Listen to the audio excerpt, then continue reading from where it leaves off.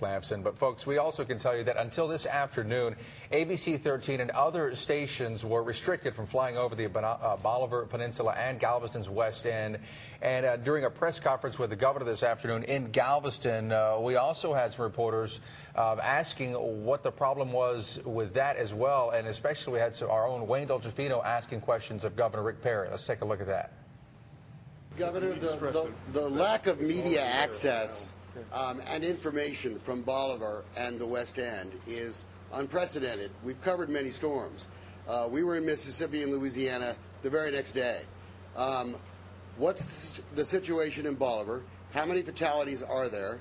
And why hasn't the media been allowed, because it's our job to be independent of government, right, have been allowed to be in Bolivar, be in West End, to show people what is going on with their homes? Well,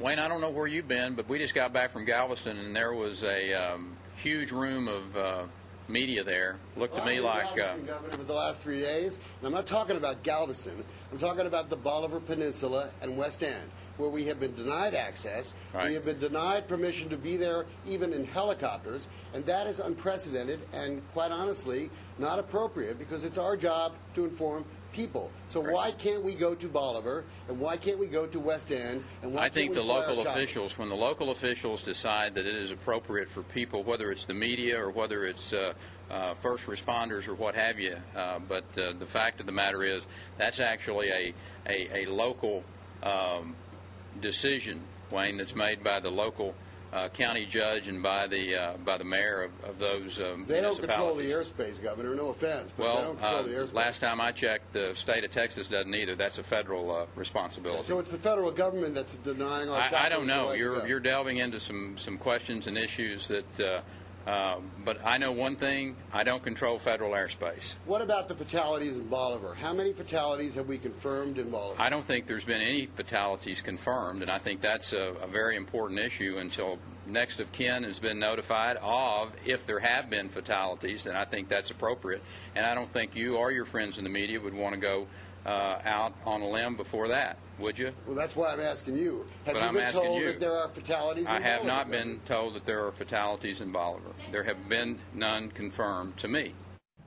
All right, folks, that was a press conference there with Governor Perry. We do want to clarify that news stations were allowed to fly over the tip of Bolivar. However, they were not allowed to fly over Crystal Beach in that area. Wayne Delgefino standing by live on the telephone with us now. Wayne, any luck since that press conference trying to get in to see more of Bolivar?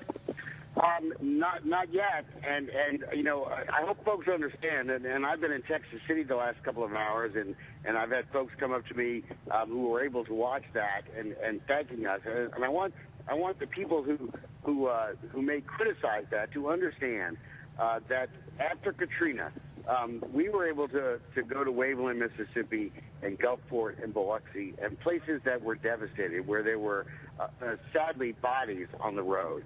Now, that's a horrible thing to see and a horrible thing to show. But people who live there, who have friends there, who have relatives there, have a fundamental right to know that stuff.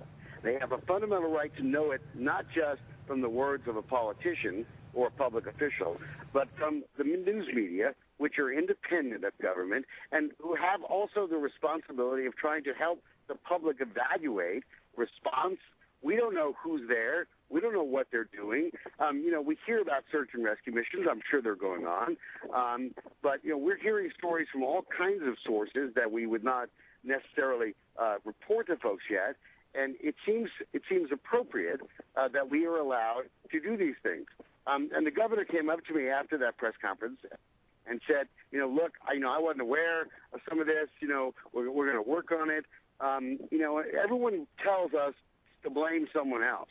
And the reality is, and I've known the governor a long time, the governor can make this happen. The Galveston County people can make this happen. You know, we couldn't get crews back on Galveston last night and this morning until we complained on the air for about 20 hours. And it's not on a sightsee, guys. It's because we have the responsibility of telling people, and they've got to fix this so that, you know, it's 24, 36 hours after the storm.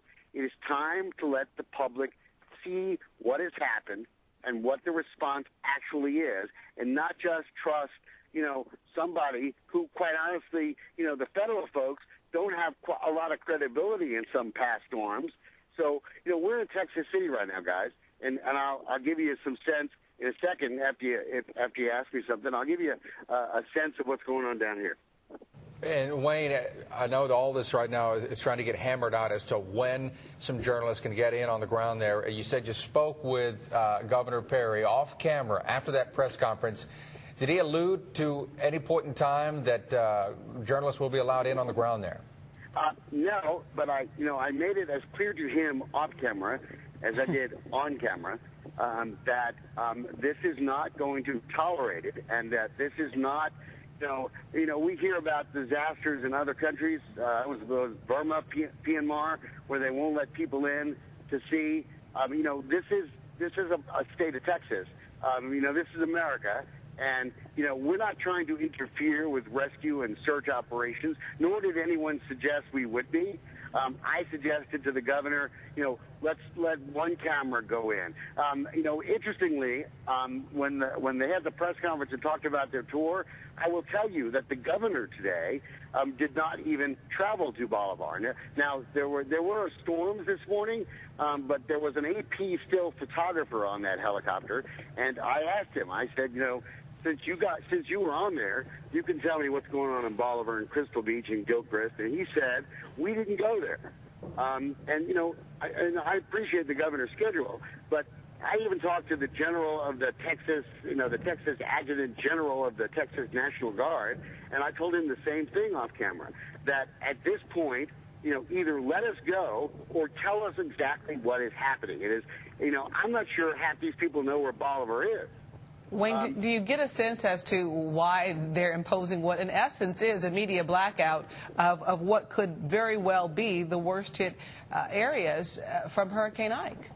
Because I don't think they want us to see images that may remind people, and I'm not saying that's what we'll see. Maybe it's all wonderful, okay? It's not. But I don't think they want us to see the images that we saw in New Orleans. I don't think they want us to see the images that we're seeing in Waveland, Mississippi, or Gulfport. This was a storm that everyone, I think, will agree may have had winds and rain of a Category 2 storm, but probably had surge more likely a Category 4 storm. I think that's the reality. They do not want us to see yet until they can control what we see and how we see it. And that is simply, at least, in my career, it's unacceptable. And maybe a lot of reporters won't say it, but I will. And Wayne, we also wanted to ask you that we know that government officials are telling us that they don't have a count yet, and it's too early to tell, and there maybe could even be some unpleasant surprises.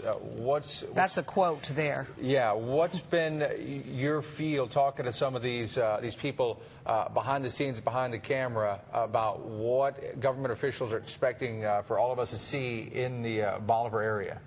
I think they do not want us to see images of potential fatalities that may be on land or on water. That's what I'm being told by a number of people that I know and trust. And the reality is, even if we can see that, we're not, it's not our interest in, being grotesque and showing people, some horrible person, death. I mean, that's not what this is about.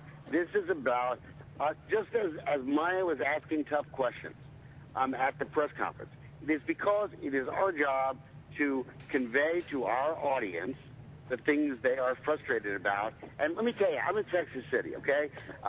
There's a Wendy's that opened up. Some of the places, they don't have power, some do. But, there's like 2 blocks of cars waiting just to get a hamburger, okay? They had an ice thing set up here. There was a couple of blocks worth of cars. They ran out of ice.